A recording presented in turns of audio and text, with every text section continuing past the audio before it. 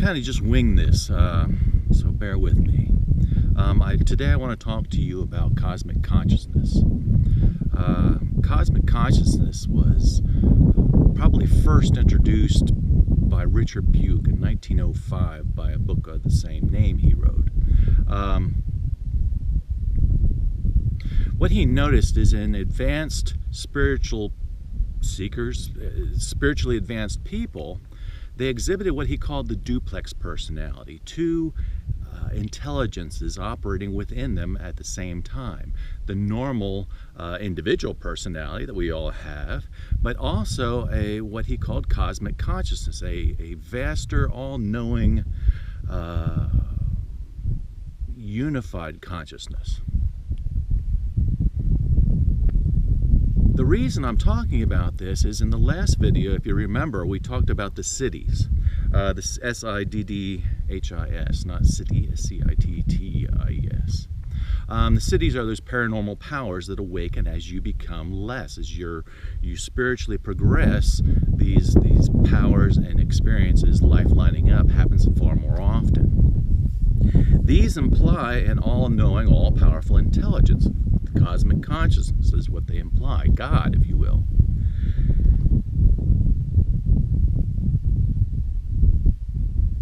As we're growing, as we're starting to get in touch with these, if you document these cities as they start to happen, you look back, you'll start to see the workings of God, if you will, within everything. You'll see her within everything. I call her in the feminine terms. Like I say, I'm winging this. The more often you see her, and the more often you'll see a pattern. As you become more me, the cities fade away. God's influence in your life or activities in your life goes away. It's almost like she says, well, if you want to be ego-bound, I'm going to stand away and let you do it. But if you're willing to surrender, if you're willing to open, as you're willing to expand, then I'm going to become part of your life much more. And this is why different people, this intimacy is why different spiritual adepts experienced her differently. Christ called his God my Father, and he talked about heaven within. Whitman called it my soul. Emerson, who saw it more as a distant, abstract thing, said the world soul. Buddha called his universal mind because he was more mind-centric. Poor Moses, he was a very frustrated guy, he called his God, but he saw it not as a glowing bush, but a burning bush, and not as a wonderful, loving voice on the wind, but as a burning whirlwind. We all bend cosmic consciousness to our own background, to our what I call the inner ego aspect. Myself, I chose the path of spirituality over the path of a relationship. So I see her as a lover. I experience God as a lover. That's why I refer to her in the feminine. My point is that, well, there's a couple points. One is you should expect this. As you become less, the divine is going to become more in your life. And she's going to appear to you in her own unique way, whatever fits best to your personality, to your core personality. Some may experience her as a guardian angel, much in the way Muhammad saw it as the angel Gabriel. Some might experience it as a brother or a sister or a father figure or a mother figure. That's the God-goddess thing.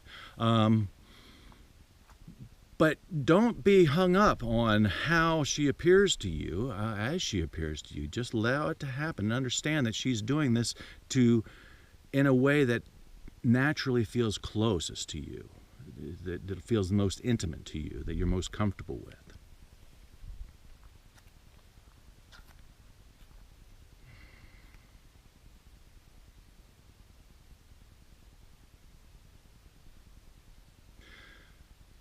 But what's so beautiful about this versus the witness's consciousness is when you open up and the boundaries fade, with the cities we realize that the divine is that oneness, is that everything that is implied by the witness. and that we, just like your fingers are a part of your hand, we are a part of this divine intelligence, this cosmic consciousness. As you develop a relationship, and with myself it took probably about 5 years before I got really comfortable with her, with the cosmic consciousness. What Buke called it, the duplex personality, if I haven't already said that. Two personalities, two consciousnesses acting within the one mind, within the one person.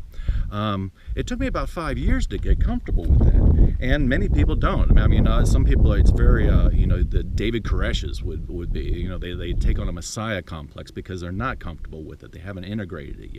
You have to be careful of that messiah complex. It's nothing special for cosmic consciousness to wake up within you as you become less. Don't own it, though. Just like the cities, you don't want to own it. But once this happens, the only time you feel alone is when you're ego-based, when you're contracted down into your ego. When you expand out, you never feel alone. You feel like love is everywhere. Love just flows through you. You feel loved and loving at the same time. And it's not even your love. It is divine love moving through you. And that is 100 times better than witness consciousness, than the moment of waking up. I mean, that's a beautiful, beautiful moment.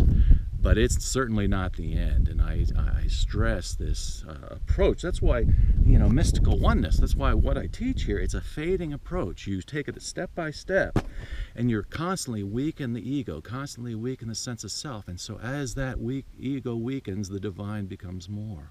As I like to say, the less there is of you, the more there is of the divine. I hope this helps, and I'll see you in the next video.